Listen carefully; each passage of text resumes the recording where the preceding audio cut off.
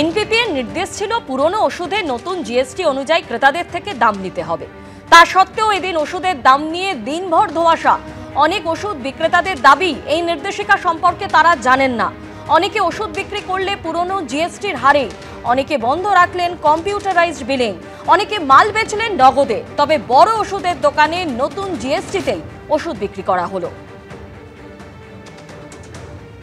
দিনভর সকাল থেকে জটিলতা, কত রেটে কত ছাড়ে কি পরিমাণ জিএসটি দিয়ে ওষুধ বিক্রি হবে তা নিয়ে সংশয়। অধিকাংশ দোকানেই তাই ওষুধের বিল করার থেকে নিজেদেরকে বিরত রাখছেন। এসএসকেএম হাসপাতালের সামনেই এরকম এক দোকানে এসেছিলেন এই মহিলা। আপনি কিসের ওষুধ নিলেন? এটা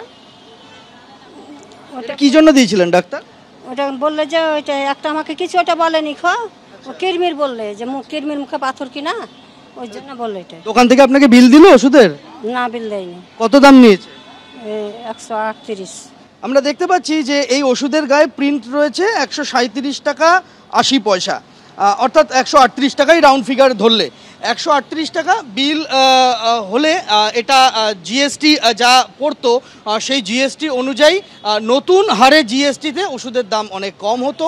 কিন্তু জিএসটি কত করতে হবে, কত জিএসটি ছাড় দিতে হবে সেই বিষয়টা স্পষ্ট না হওয়ায় দিনভর বিল হলো না অধিকাংশ দোকানেই।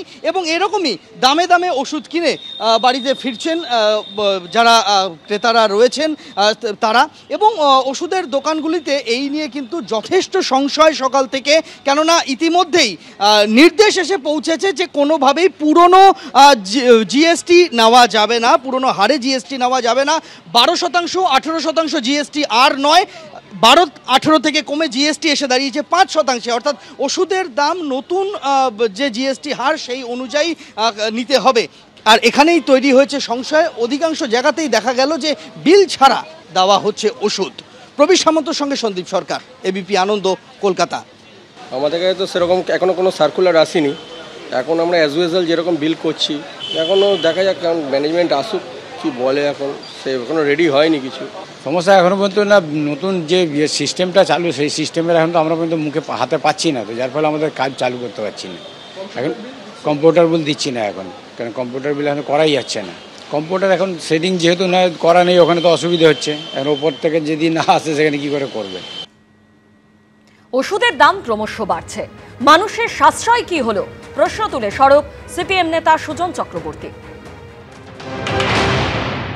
ওষুধের দাম ক্রমশ বাড়ছে। 100 টাকার ওষুধের দামটা 110 হয়ে গেল। 100 টাকাতে ছিল 12%, তাহলে হলো 112 টাকা। এবার 110-এর উপরে 5%। আলটিমেটলি খুব একটা মানুষের সাশ্রয় কি হলো? না, মানুষের খুব একটা সাশ্রয় হলো না। জিএসটির মাধ্যমে যে টাকাটা সরকার নিত তার একটা অংশ ছাড় দিয়ে দিল পুঁজিপতিদের, ক্যাপিটালিস্টদের পকেটে ঢোকাবার জন্য। এই নিয়ে অর্থনীতিবিদদের কি বক্তব্য শোনাব। মধ্যবর্গের কাছে দুটোই, ইনকাম ট্যাক্স রিলিফের একটা টাকা কম, মানে ইনকাম ট্যাক্স না দিয়ে হাতে একটা টাকা বচত হবে।